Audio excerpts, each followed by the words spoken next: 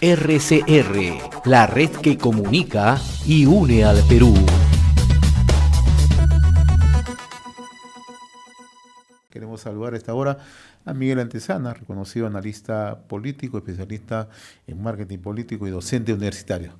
Miguel, qué gusto saludarte. Gracias, como siempre, por atender esta invitación de RCR, Red de Comunicación Regional. Muy amable. José, buenos días, ¿cómo estás? Un gusto escuchar contigo. Miguel, tras el mensaje presidencial y ante una oleada de anuncios, de propuestas de la presidenta de la República, Dina Boluarte, ¿no? ¿Qué tendría que hacer hacia adelante el Ejecutivo, la presidenta Dina Boluarte, para contrarrestar ese descontento popular o el alto índice de desaprobación que tiene actualmente su gestión? Bueno, recordemos que también toda esta, como tú dijiste, oleada de anuncios, de proyectos que se van a hacer, que ayudarían muchísimo a reactivar la economía, pasa por el otorgamiento de facultades legislativas que anunció que pidió al Congreso de la República. Una vez que se discute el otorgamiento de facultades legislativas, entonces se pondría en marcha estos 50 decretos que acompañarían, normas que acompañarían precisamente a la ejecución de proyectos o este desembalse de cantidad de ideas que se tiene desde hace bastante tiempo. Entonces, en la medida que también se vayan conociendo estas normas que saldrían del Ejecutivo vía la delegación de facultades legislativas, entonces es que podría más o menos verse el panorama mucho más con claridad, porque ciertamente que hasta ahora es simplemente un listado de buenas propuestas, un listado que ciertamente que es ambicioso, que es atractivo, pero que también sería realista en la medida que se vean las normas que lo acompañan, que posibiliten precisamente que se ejecuten y que además genere la confianza necesaria. En la medida que se vean acciones, en la medida que se vea esa reactivación del aparato productivo, un aparato estatal mucho más ágil, entonces es que podría comenzar a revertirse este índice de desaprobación tan alto que tiene la presidenta Boluarte. Y el Congreso también, por supuesto, porque el Congreso en la medida que facilite que la parte legislativa acompañe al Ejecutivo, también pudiera impactar de manera positiva. Si esto está en manos del Ejecutivo, entonces la pregunta siguiente del Legislativo, entonces la pregunta siguiente, ¿cuál crees tú que podría ser la relación entre Ejecutivo y Legislativo, considerando esta propuesta que ha alcanzado el Ejecutivo? Bueno, la relación directa, como te decía, es aprobar la delegación de facultades legislativas. No habrá discusión, seguramente habrá gente que también le interesaría hacer el show en medio de esta discusión, pero finalmente yo creo que el siguiente paso directo es otorgar las facultades legislativas. En segundo lugar, eso no quiere decir que también las normas que está haciendo el Congreso no, se paralicen. La producción legislativa del Congreso por sí solo también es bastante baja, bastante mala en este año que pasó, este año legislativo, ¿no? El periodo 2022-2023. Habría que ver también si hay nuevas normas de parte iniciativa del Congreso que también ayuden, que colaboren a que entonces el aparato productivo del país y en general la gobernabilidad se sostenga, se mantenga. Porque estemos claros que ambos poderes están con la mira en el 2026, subsistir hasta el 2026. Entonces lo que necesariamente hay un implícito convenio, un implícito acuerdo de no agresión, porque sabemos que si en el Congreso comienzan a aparecer nuevamente las voces de vacancia, esto inmediatamente va a desatar también y va a despertar las voces del que se vayan todos. O sea, el Congreso no puede tirar esa piedra al techo porque tiene techo de vidrio. Entonces tiene que haber muchísimo cuidado en cómo se maneja el legislativo y cómo acompaña y no entorpece la labor del legislativo que en este momento, digamos, ha sentado una serie de mensajes de lo que quiere hacer y el legislativo no se puede poner como que la piedra en el camino que impida que eso se realice. En esa línea, Miguel, entonces el tema del adelanto de elecciones o los pedidos de vacancia no están cerrados. Todo va a depender cómo se maneje el Ejecutivo y cómo se maneje también el Legislativo. Yo creo que no están cerrados, por supuesto que no. Sin embargo, tienen una vida limitada, una vida corta, porque si se pusiese sobre la mesa, sobre el tapete, estos dos temas de adelanto de elecciones, tendría que ser, pues, o es lo que queda de este año o el próximo. Porque cuando ya estemos en el 2025, en abril de 2025 específicamente, es donde se convocan las elecciones del año Claro. siguiente. Entonces ya no habría ningún sentido pedir un adelanto cuando ya en abril del 2025 están las elecciones convocadas para el 2026. Entonces, tenemos apenas poco más de 2 años, 1 año y medio quizás, para tratar este tema. Entonces, una vez que pase ese tiempo, ya es un absurdo tratar el tema de la vacancia, del acto de elecciones, porque ya se vienen nuevas elecciones generales. Ahora, en un reciente análisis tú, Miguel, señalas que es necesario que el gobierno mejore su gestión gubernamental. ¿Por qué te pregunto esto? Porque tras 7 meses de gestión, el argumento de la presidenta Dina Boluarte es que se debe a la mala gestión de su antecesor, Pedro Castillo. ¿Esto le puede seguir dando resultados o ya tiene que mirar hacia adelante la presidenta, ¿no? Y exigirle a su gestión mejores resultados? No, estamos en lo segundo que acabas de decir. O sea, ya es un argumento masticado, es un argumento viejo. No puedes echarle la culpa al gobierno anterior, que sí, ciertamente tuvo una pésima gestión, tenía personas colocadas en puestos clave que no tenían la preparación adecuada. Fue un reparto de cargos con la cuota que Perú Libre exigió de tener en el gobierno.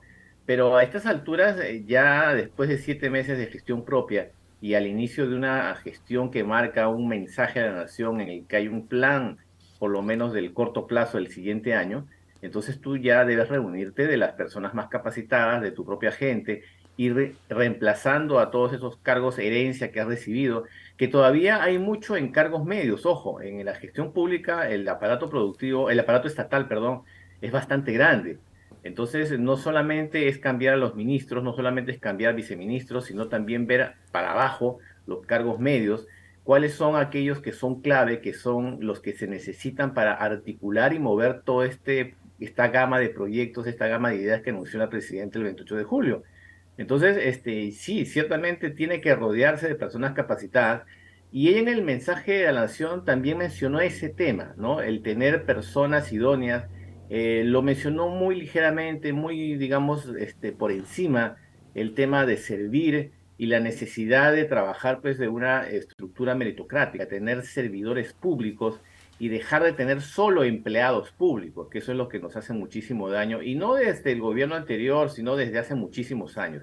Este es un problema estructural que sufre el Estado peruano, que hasta ahora todavía nadie ha tomado el toro por las astas para que se enfrente el problema de manera real. El otro aspecto, Miguel, ¿no? Ya mirando hacia adelante, la presidenta de la República ha reiterado que apuesta por la conciliación, está en la búsqueda del diálogo, ha hecho un llamado para que desde el Acuerdo Nacional se puedan, ¿no?, juntar a todos los actores, sin exclusión alguna, ¿no? ¿Es viable en estas circunstancias? ¿Tiene la presidenta de la República esa posibilidad de poder sentar en la mesa a los distintos actores? ¿O siempre crees tú que va a haber una resistencia? Mira, toda propuesta que involucre varios actores siempre va a ser viable en la medida que haya intencionalidad de cada una de las partes. Siempre que haya alguna parte que no quiera intervenir, que no quiera participar, que se cierre a esa posibilidad de diálogo, reunión, coordinación, conciliación, como quieras que se llame, entonces siempre va a haber va a cojear esa posibilidad. Yo no sé si necesariamente el acuerdo nacional que tiene tantos años vigente, pero solamente es algo, digamos, de una manera no establecido formalmente, legalmente, va a servir para llegar a ese acuerdo, valga la redundancia, que se quiere llegar a la reconciliación. Pero cualquier iniciativa que parta del Estado, como que es precisamente quien quiere que la gobernabilidad, la paz, la tranquilidad reine en el país, es bienvenida, es saludable, pero no depende exclusivamente del Poder Ejecutivo, depende de todas las partes. Si tenemos, por ejemplo, a gobernadores que simplemente por ganar temas de populismo o por tema para ganar respaldo público dicen, no, la presidenta es una dictadora, no quiero saber nada, y se niega, se cierra la posibilidad de conversar, entonces el diálogo está trancado. Yo creo que tenemos algunos actores políticos que más tiran para agua para su molino que para el de la gente con la que trabaja, con la sociedad en la que está desempeñando un cargo público. Entonces, eso le hace muchísimo daño al país, porque finalmente estamos hablando del bien común. Y yo creo que las circunstancias, si en este momento se dieran, sí, ciertamente va a haber gente que se va a negar a sentarse en una mesa de diálogo, y no está viendo, no está teniendo una visión de mediano y de largo plazo, que es lo que más necesitamos en este momento. Estamos en un proceso, para algunos economistas, recesivo, estamos en un proceso de inestabilidad política que también genera desconfianza. Entonces ya tenemos los puntos clarísimamente identificados en los cuales se tiene que trabajar. Y si la gente no lo quiere hacer, entonces ya pues el Poder Ejecutivo con toda razón puede simplemente, no digo lavarse las manos, pero ya mantenerse distancia porque ha sentado o ha propuesto hacer las reuniones, pero si las partes no quieren, pues ni modo, no se va a poder hacer. Interesante el análisis que tú planteas, ¿no? Por la resistencia que hay de algunos gobernadores, hay que decirlo con nombre propio, fundamentalmente en la zona sur del país, ¿no? Donde Correcto. hay bastante resistencia. Pero el gobierno ha hecho esfuerzo desde tu punto de vista dentro del análisis político que tú siempre realizas como para poder acercarse, mostrarle qué plan de desarrollo hay para el sur del país, en el caso particular de Puno. Yo creo que se ha estado guardando para el mensaje del 28 de julio, porque en el 28 de julio se han expuesto una cantidad de proyectos, entre ellos hay muchos que involucran a la zona sur. Entonces ahí como que ha sido también un poco de apagar esos fueguitos, esos carbones prendidos que han habido por esos lados. Ahora, por eso decía, si se mantiene esta terquedad política de no querer reunirse con la presidenta por temas que van en beneficio de su región, entonces ya pues hay una ceguera política tremenda, ¿no? Es un tema estrictamente personal. Pero yo creo que sí, ciertamente hay una cantidad de ideas que se pusieron el 28 de julio que son viables, suenan ambiciosas, y digo que suenan ambiciosas porque nos comparamos con cómo se ha venido ejecutando las obras en el caso peruano, que es muy lenta, que es muy tardía. Pero si nos ponemos a comparar pues con otros países desarrollados, países europeos, son obras que se hacen muy rápidamente. Y si contamos entonces con inversionistas extranjeros y si mantenemos todavía esta modalidad pues de gobierno a gobierno, sí son viables. Claro, esto también pasa por articular y poner en marcha a esta autoridad de infraestructura que también ya nació y que reemplazaría a la autoridad de reconstrucción con cambios, que no reconstruyó y ni tampoco hizo cambios. Entonces yo creo que aquí hay una serie de metas que sí son viables, insisto, sí son viables no porque el gobierno sea un gran ejecutor y porque tenga una gran capacidad, sino porque tienen las características de realizarse si hay la voluntad política, si se reúnen de la gente adecuada y si hay los recursos suficientes para hacerlo, que los hay. Entonces aquí solamente lo que queda es, como se dice, empujar el carro para ir hacia adelante.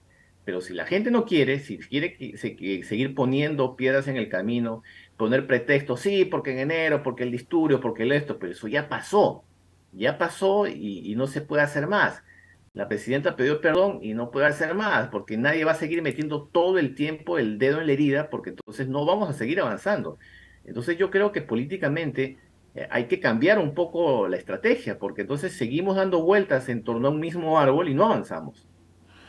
Ahora, tú también acabas de citar elementos que el gobierno tiene que ponerle bastante atención, ¿no? Uno, el tema de la reconstrucción, ¿no? Estamos ante un inminente niño global, ¿no? No sabemos qué afectación va a tener, pero la capacidad de respuesta del gobierno va a ser el principal indicador para que la percepción de la opinión pública diga, en efecto, el gobierno sí está trabajando, por un lado. Tú eres economista y también mirar el lado económico.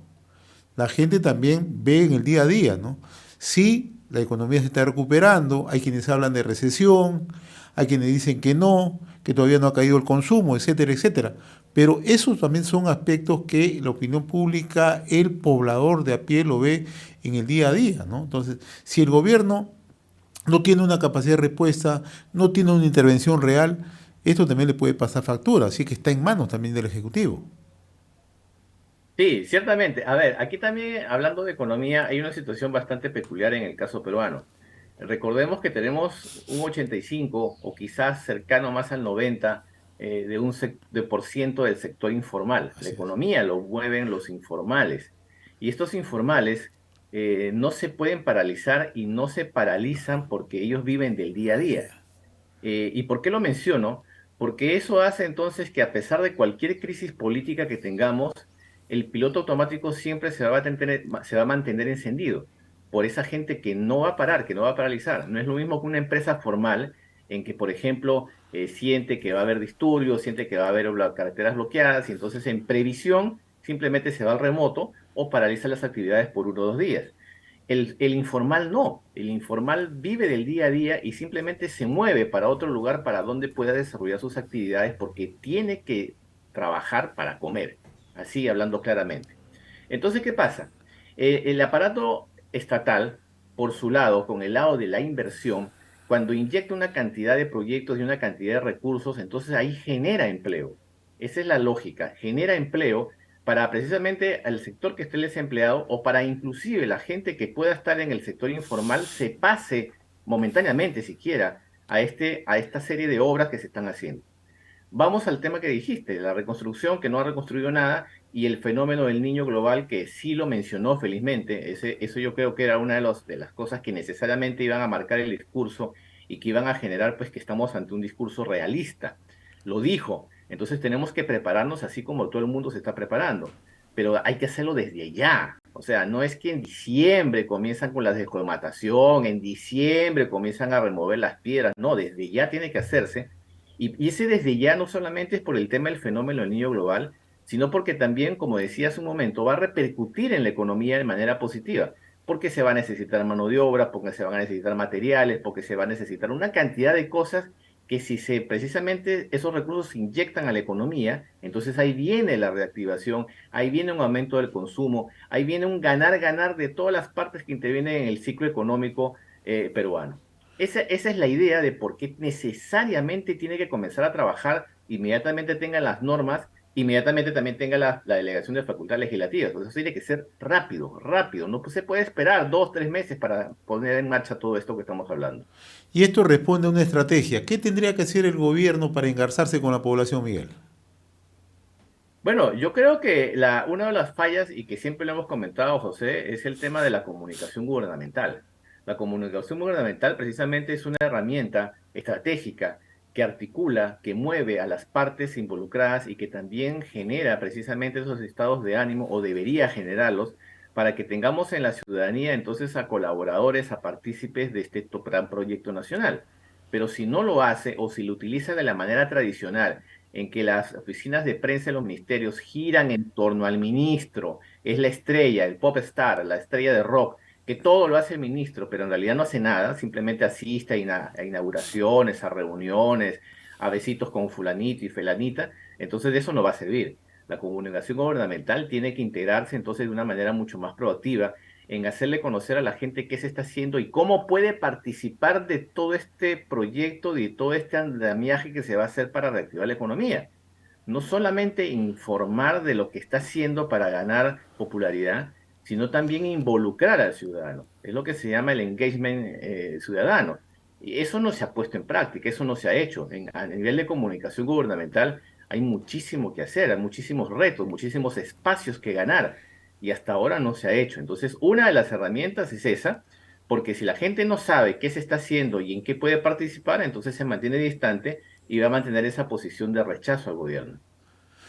Miguel, como siempre, muy reconocido por esta comunicación con RCR, Red de Comunicación Regional. Saludos, muy amable de tu parte, como siempre. Gracias a ti, José. Hasta luego. Conversamos con Miguel Antezana, reconocido analista político, especialista en marketing político, docente universitario. RCR, la red que comunica y une al Perú.